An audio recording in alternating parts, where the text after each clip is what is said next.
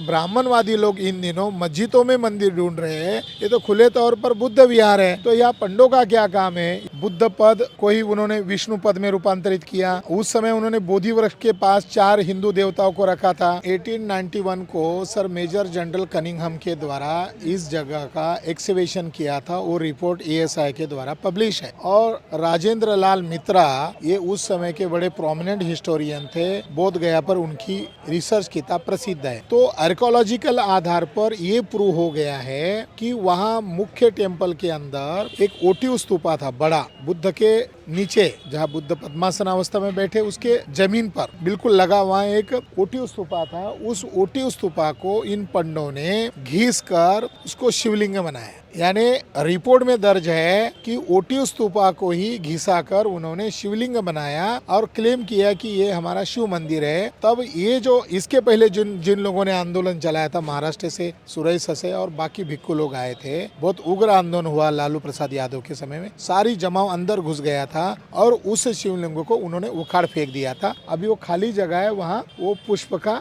ढका देते हैं ताकि लोगों को न पता चले। मगर बाहरी एरिया में उन्होंने कुछ वर्ष पहले वहाँ शिवलिंग और उस तांबे का पत्रे का वहाँ पर नाग बिठा दिया। राजेंद्र लाल मित्रा ने 84 पेज पर यह लिखा, भले ही महंत ने ओटिव स्तूपा को शिवलिंग में रूपांतरित किया हो, मगर महंत कभी भी उसकी पूजा नहीं करता था। जो आज ड्रामा चल रहा है उसको मालूम था ये ओरिजिनल बुद्धा का स्तूप है, इसलिए वो पूजा नहीं करता था। अनागारिक धर्मपाल जब यहाँ पूजा कर रहे थे, मूर्ति बैठाकर कैंडल लगा रहे थे, तो महंत गिरी, जयपाल गिर, देवल गिर, ये जो उस समय के ब्राह्मण लोग थे, उन्होंने भारी संख्या में आकर उन लोगों पर अटैक किया था। वो 40 लोग थे। वो 40 थे तो विरोध कर सकते थे, मुंह तोड़ जवाब दे सकते थे, मगर वो बुद्ध धर्मीय थे। वो चुपचाप बैठे रहे। अनागरिक धर्मपाल का सर फोड़ा गया। तो उसके तहत FIR दर्ज हुआ 1895 को, और 1895 को जो फैसला हुआ इसी आधार पर हुआ कि ये जगह बुद्धिस्ट होली प्लेस है। यहाँ पर आप इनकी पूजा में, इनकी वंदना में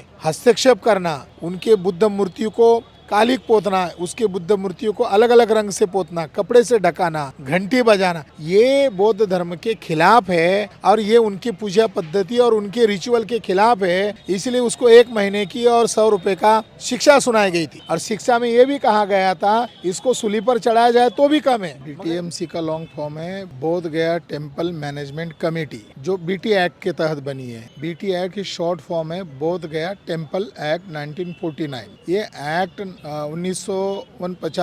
1949 को इसको जोर जबरदस्ती से थोपा गया है। और इस एक्ट में खुले तौर पर यह लिखा हुआ है कि जो महंत है, जो पुरोहित है, ये वांशिक रूप से इसका मेंबर रहेगा। तो ये स्थान तो बुद्धिस्ट लोगों का है और पुरोहित के खानदान का इसमें मेंबर आने का क्या मतलब है? एक बात। दूसरी बात, इसमें ये कही गई है क्लॉज नंबर 11 में कि यहाँ पर BTMC का ये कार्य होगा कि यहाँ हिंदुओं का समुचित रूप से पिंड दान करवाने का उनको आयोजन नियोजन करवाना होगा। तो इसका मतलब है कि ये महाबोधि महाविहार है और महाबोधि महाविहार पर आप भोले भाले बैकवर्ड कास्ट के लोगों को उकसा कर यहाँ धंधा कर रहे हो, पैसे उगाने का काम चल रहा है। तो इस एक्ट को निरस्त करने की डिमांड है, जिसमें 5 विधर्मी है, गैर बौद्ध लोग है, खासकर की महंत और उनके जाति के लोग है, और 4 बुद्धिस्ट लोग है। वो केवल रबर स्टैम्प की तरह है क्योंकि उनके पास उतना बहुमत नहीं है। और यहाँ का जो गया डिस्ट्रिक्ट का जो कलेक्टर होता है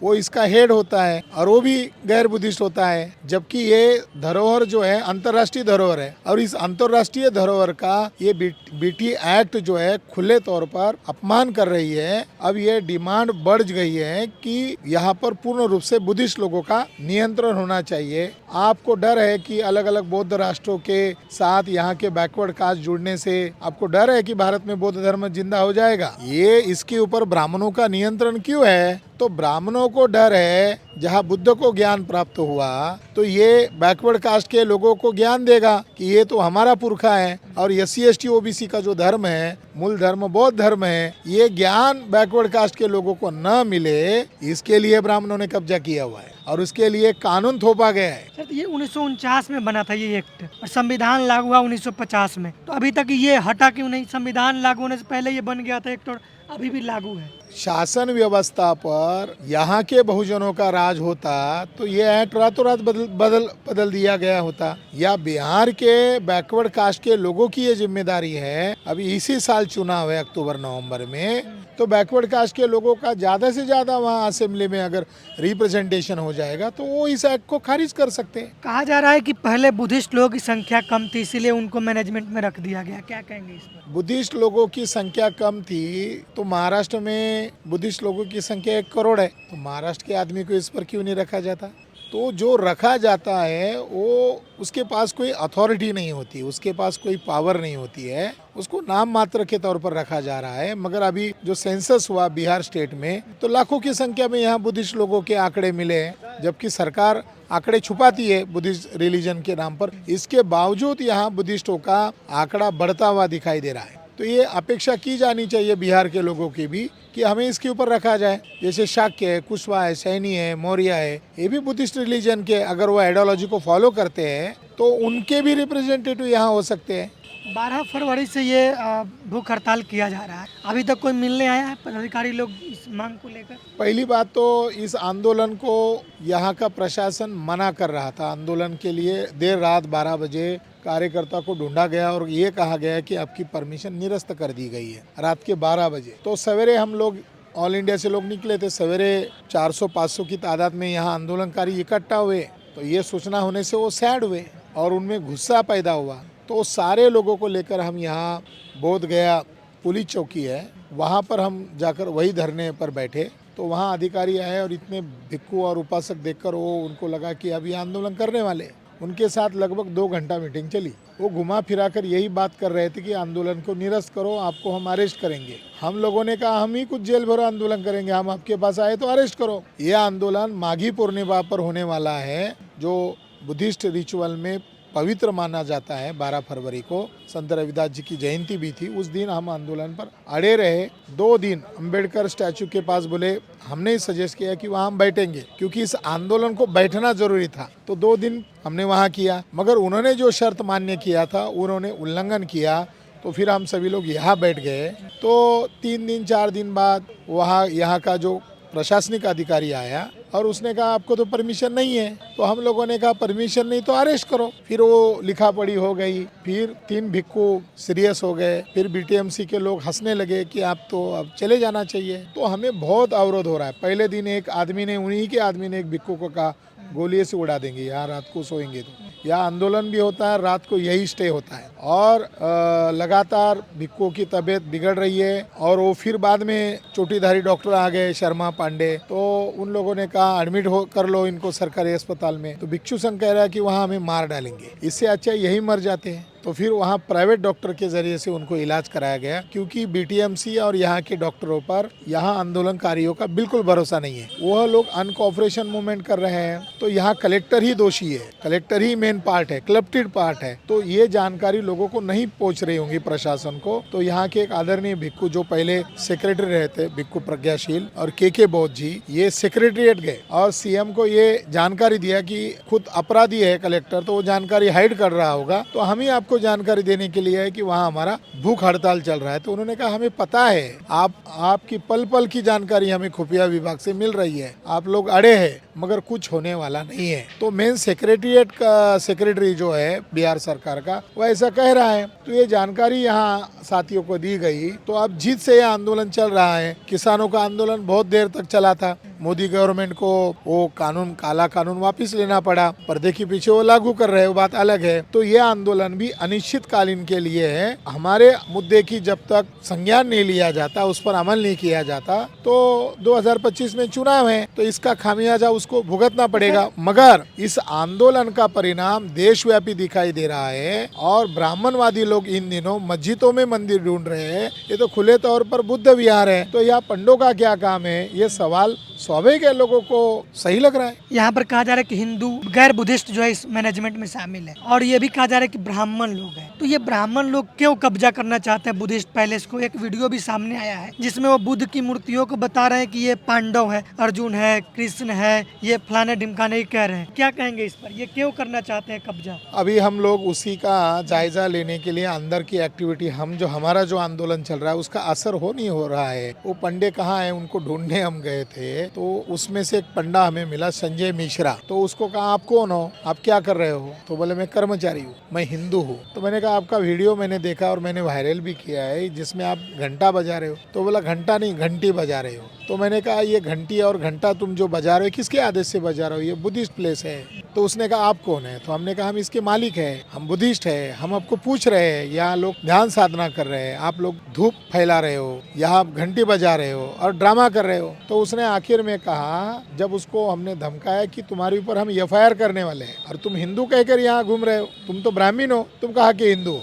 हाँ बोले मैं ब्राह्मण हूँ। तो उसने कहा यहाँ की जो सेक्रेटरी है मैडम, उसके आदेश पर मैं कर रहा हूँ, मैं कर्मचारी हूँ। तो मैं दर्शकों को बताना चाहता हूँ कि BTMC जो BT एक्ट के तहत निर्माण की गई एक वैधानिक संस्था है, उसके द्वारा 40 लोगों को, जिसमें ज्यादातर ब्राह्मण लोग हैं, उनके द्वारा इंटरनली ये प्रोपेगेंडा किया जा रहा है कि ये ब्राह्मणों का स्थल है। ये उसने कबूल किया डर के मारे कि हाँ हमें वो आदेश दिया गया है ऊपर से, ये हमारा ये प्रचार करने के लिए। तो वो जो मिश्रा है और जो दुबे जो बुद्ध की 5 मूर्तियों को पांडव कह रहा है, तो वो लोग भी BTMC के कर्मचारी है। तो ये कितना घिनौना कार्य किया जा रहा है। पूरे दुनिया के लोग ये तमाशा देख रहे हैं। बुद्ध दुनिया का महापुरुष है। बुद्ध की पहचान से ही भारत की पहचान है, सम्राट अशोक की पहचान से ही वास्तविक भारत की पहचान है। मगर वहाँ पर ये ड्रामा किया जा रहा है। पूरी दुनिया लोग थूक रहे हैं कि बुद्ध को अपमान करने का इनको क्या अधिकार है? क्या ये अपमान करने के लिए कमेटी बनाई गई है? लोगों के जो सवाल अभी खड़े हो रहे हैं कि BTMC एक्ट, BT एक्ट को तुरंत से तुरंत निरस्त किया जाए। जो लोग ये दुष्कृत्य कर रहे हैं उनके ऊपर राष्ट्रद्रोह का मुकदमा दर्ज करना चाहिए। ये आप लोगों ने एक मेमोरेंडम तैयार किया है, यहाँ पर लिखा हुआ है कि जो ब्राह्मण लोग हैं वो अंदर के वातावरण को दूषित कर रहे हैं, पिंडदान करते हैं, कर्मकांड करते हैं, बौद्धों का जो अनुष्ठान है उसका उल्लंघन करते हैं। तो ये प्रदूषित कैसे हो रहा है? पिंडदान करने से प्रदूषित कैसे हो रहा है? ओरिजिनली भिक्खु लोगों को जो दान दिया जाता है उसको पिंडपात कहते हैं। पिंड यानी भोजन। पहले यहाँ भिक्षुओं को दान दिया जाता था, आज भी दिया जाता है, यानी यहाँ पर ही दिया जाता है, दूसरी जगह पर नहीं दिया जाता है। उसकी परंपरा, बुद्ध को जब यहाँ ध्यान करने के लिए बैठे थे तो थक गए थे 7 दिन लगातार बिना जल और बिना भोजन के। तो सुजाता ने उनको खीर दी थी। तो खीर का संबंध यहाँ की भोजन से जुड़ा हुआ है। तो ब्राह्मणों ने उन्हीं का पिंड चुरा लिया। ब्राह्मण मार्केटिंग बहुत ज्यादा करते हैं और फिर छुप जाता है। जैसे सनातन कुंभ मेला चल रहा है, सनातन धर्म का है, सनातन धर्म का है। अब धम्मपद में 5वां गाथा है, धम्मपद त्रिपिटक का पार्ट है और बुद्ध के ओरिजिनल वचन उसके अंदर है। उसमें कहा है एस धम्म सनातनो। तो आप कहोगे सनातन हमारा है तो ब्राह्मणों को 440 का करंट लगेगा। तो सनातन हमारा शब्द है, उसी तरह पिंडपात ये हमारा शब्द है, ये पाली से बना हुआ शब्द है। तो ब्राह्मण श्राद्ध कहा करते गया स्टेशन के बाहर जो एक जगह है जिसको विष्णु के नाम से जानते हैं, और वहाँ का जो पद है विष्णु पद, वो बुद्ध का पद है जो यहाँ से चोरी करके वहाँ लेकर गए। यहाँ की सामग्री उठाकर उस मंदिर का निर्माण किया है। तो वहाँ श्राद्ध करते हैं। जहाँ श्राद्ध करते हैं वहाँ पिंडदान क्यों नहीं करते हो? यहाँ पर ही क्यों करते हो? तो ब्राह्मण, ये जो कमेटी है BTMC एक्ट, इस BTMC एक्ट में ही ये लिखा हुआ है कि उनका काम है, BTMC जो मैनेजमेंट कमेटी है उनका काम करना है, समुचित ढंग से इसका निष्पादन करना है। तो इसलिए इस एक्ट को बदलना जरूरी है। जो एक्ट बौद्ध धर्म के ऊपर अतिक्रमण कर रहा है, केवल प्रदूषण नहीं कर रहा है, अतिक्रमण कर रहा है। प्रदूषण से भी एक बड़ा मामला है। 295 IPC की धारा के तहत अनागारिक धर्मपाल जब यहाँ पूजा कर रहे थे, मूर्ति बैठाकर कैंडल लगा रहे थे, तो महंत गिरी, जयपाल गिर, देवल गिर, ये जो उस समय के ब्राह्मण लोग थे, उन्होंने भारी संख्या में आकर उन लोगों पर अटैक किया था। वो 40 लोग थे। वो 40 थे तो विरोध कर सकते थे, मुंह तोड़ जवाब दे सकते थे, मगर वो बुद्ध धर्मीय थे, वो चुपचाप बैठे रहे। अनागारिक धर्मपाल का सर फोड़ा गया। तो उसके तहत FIR दर्ज हुआ 1895 को, और 1895 को जो फैसला हुआ इसी आधार पर हुआ कि ये जगह बुद्धिस्ट होली प्लेस है, है, यहाँ पर आप इनकी पूजा में, इनकी वंदना में हस्तक्षेप करना, उनके बुद्ध मूर्तियों को कालिक पोतना, उसके बुद्ध मूर्तियों को अलग अलग रंग से पोतना, कपड़े से ढकाना, घंटी बजाना, ये बौद्ध धर्म के खिलाफ है और ये उनकी पूजा पद्धति और उनके रिचुअल के खिलाफ है। इसलिए उसको 1 महीने की और 100 रुपए का शिक्षा सुनाई गई थी और शिक्षा में ये भी कहा गया था इसको सूली पर चढ़ाया जाए तो भी कम है, मगर ये ब्राह्मण होने के नाते कम से कम इसको हम दंडित कर रहे हैं कि ये न करे।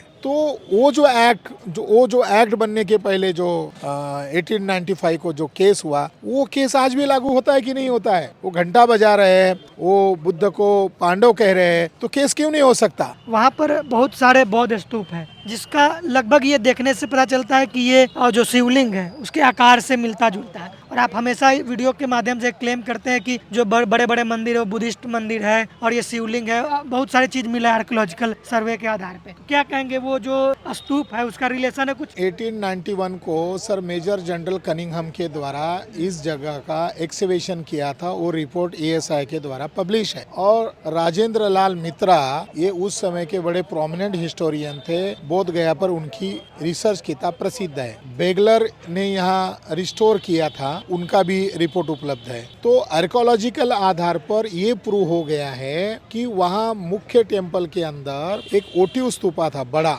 बुद्ध के नीचे जहाँ बुद्ध पद्मासन अवस्था में बैठे उसके जमीन पर बिल्कुल लगा वहाँ एक ओटी स्तूपा था। उस ओटी स्तूपा को इन पंडों ने घिस कर उसको शिवलिंग बनाया। यानी रिपोर्ट में दर्ज है कि ओटी स्तूपा को ही घिसा कर उन्होंने शिवलिंग बनाया और क्लेम किया कि ये हमारा शिव मंदिर है। तब ये जो इसके पहले जिन लोगों ने आंदोलन चलाया था, महाराष्ट्र से सुरेश से और बाकी भिक्खु लोग आए थे, बहुत उग्र आंदोलन हुआ लालू प्रसाद यादव के समय में, सारी जमाव अंदर घुस गया था और उस शिवलिंग को उन्होंने उखाड़ फेंक दिया था। अभी वो खाली जगह है, वहाँ वो पुष्प का ढका देते हैं ताकि लोगों को न पता चले। मगर बाहरी एरिया में उन्होंने कुछ वर्ष पहले वहाँ शिवलिंग और उस तांबे का पत्रे का वहाँ पर नाग बिठा दिया, जहाँ 5 बुद्ध की प्रतिमा है। महाबोधि के मंदिर के बगल में एक मंदिर है उसके अंदर। तो आपको एविडेंस के तौर पर मैं दिखाना चाहता हूँ, ये महाबोधि महाविहार का केस जो चली 1895, इसकी ये बुकलेट है जो हमने इसको पब्लिश की है। और इसके अंदर राजेंद्र लाल मित्रा ने खुले तौर पर उनके